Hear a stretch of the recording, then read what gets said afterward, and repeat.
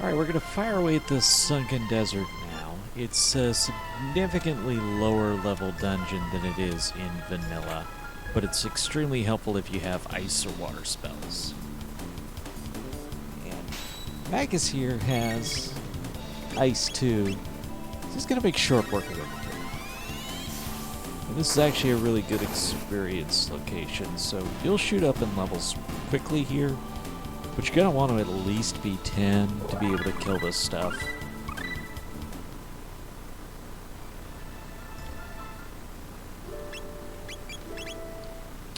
I'm tossing people around to get different techs unlocked right now.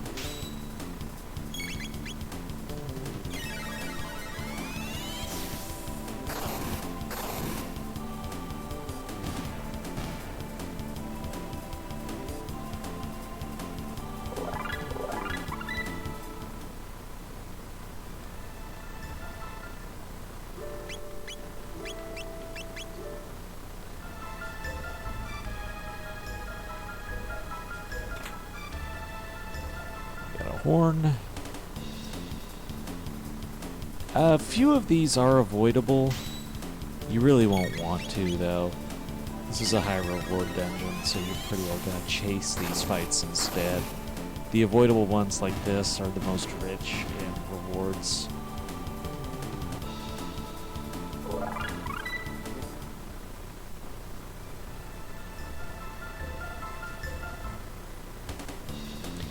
And if you're going to chase the treasures, you're going to get in the fights.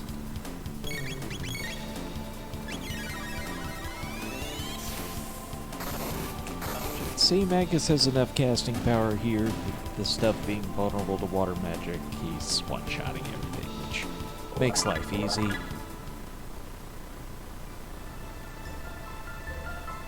You can get these guys with physical damage if you must.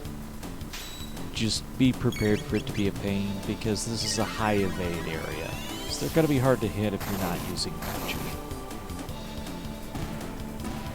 A great source of early experience. It might also be something you want to avoid because you don't have magic yet.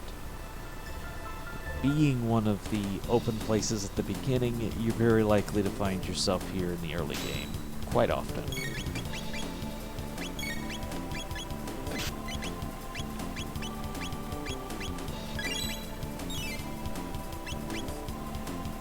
Helps to remember to keep the MP flowing to Magus.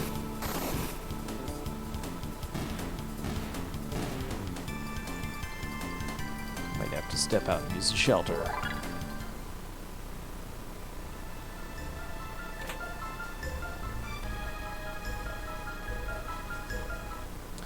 I think we cleared everything off that floor anyways, so not a bad time to go use the shelter.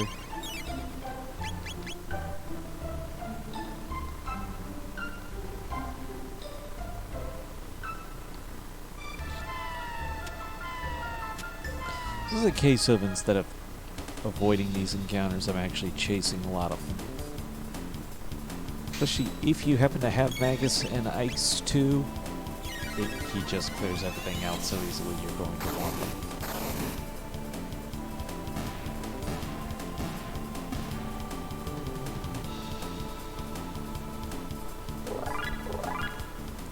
If you don't have Ice 2, dual techs if you got them, you're more likely to hit.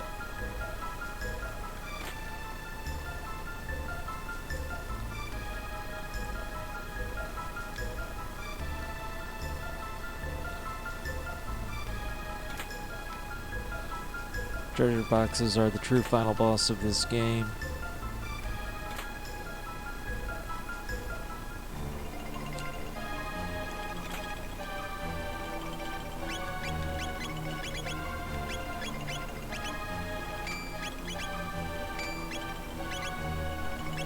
Let's stick with that.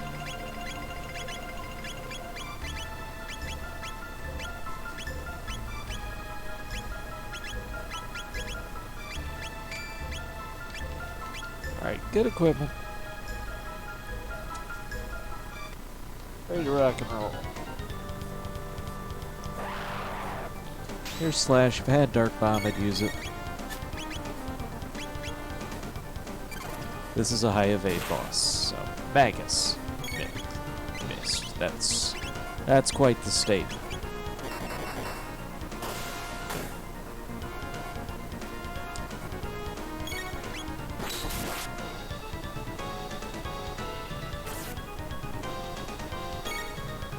Go ahead and try a dual tech against him, just, you know, show things off, because you might be needing to use some different things.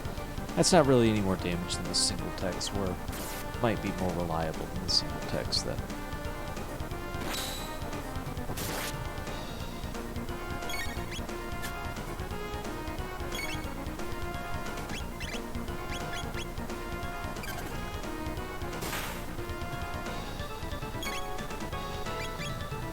Also, with the difference in speed, Glenn's probably going to get an extra hit by not using the dual techs. Risk reward on everything.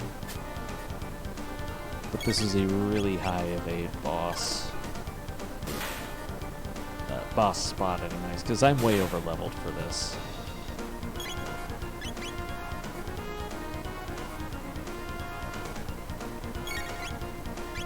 I'm going to go ahead and use Ice 2 here anyways. Unfortunately, it doesn't keep the gimmick.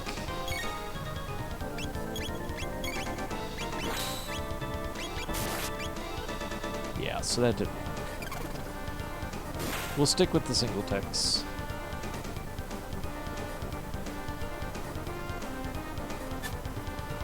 If I wanted to reset out of this, I could also use the Berserker. It'd be a great fit on Magus for this fight.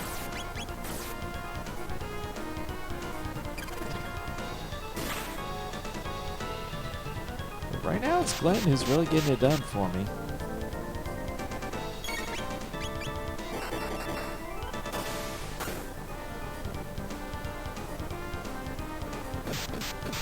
Yes, indeed, you're in the final phase of Slash. It's something like 20% of his HP remaining at that point.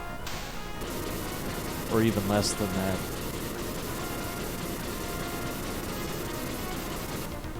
But when you see that, you want to keep it to just your strongest hits. And you will clear him. Alright, so we finished fighting, but we're not quite done yet. There are two things left that are noteworthy. One, the staircase. As an aside, that staircase is very hard to climb. Don't know why, but it is. And then right in this corner here, there's a tab.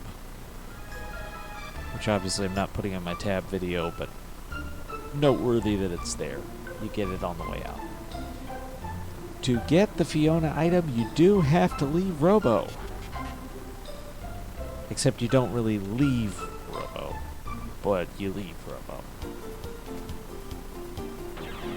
Yeah.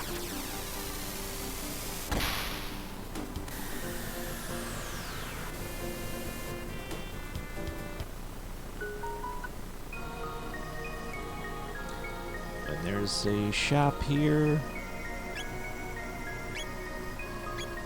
You can see there's some decent stuff. I'm going to pick that up because we might be using that at the end for Luca. And speaking to the Robo that we left, whether or not we left him, trivial details, but speaking to him, we get the item that this would be the Green Dream Vanilla.